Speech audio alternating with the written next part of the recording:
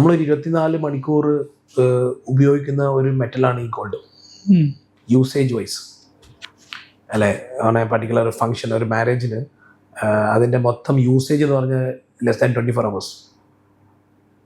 80% ornaments actually what you buy during the marriage, അതിൻ്റെ usage is only less than 24 hours.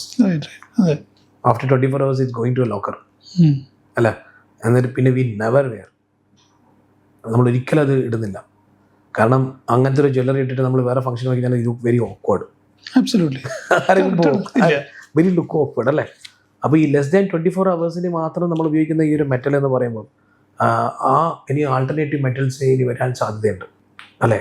Alternative metals വരാൻ സാധ്യത ഉണ്ടാകാത്തത് എന്തുകൊണ്ടാന്ന് പറഞ്ഞാൽ unfortunately 2 family അങ്ങോട്ടും ഇങ്ങോട്ടും കണക്ട് ആകുന്നത് ആ ഒരു ദിവസമാണ്, on the time of marriage അല്ലേ.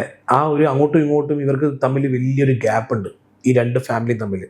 ആ 2 ഫാമിലി തമ്മിൽ 2 വലിയ ഗ്യാപ്പ് ഉള്ളത് കൊണ്ടാണ് ആരും തന്നെ ഈ ആൾട്ടർനേറ്റീവ് മെറ്റലും കൊണ്ട് പോകാത്തത്. അസ്യൂം കല്യാണം കഴിഞ്ഞ് ആ പെൺകുട്ടി വീട്ടിൽ പോയി വിചാരിച്ചോളൂ, മദറിലോ ഡോട്ടറിലോ 2 പേരും ആ ഒരു connection okay.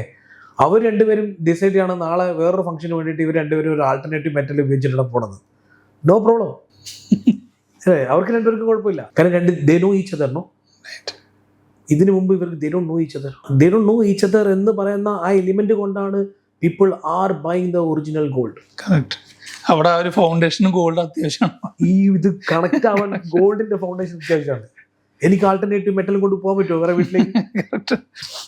Fintaxman, the mentor your business needs.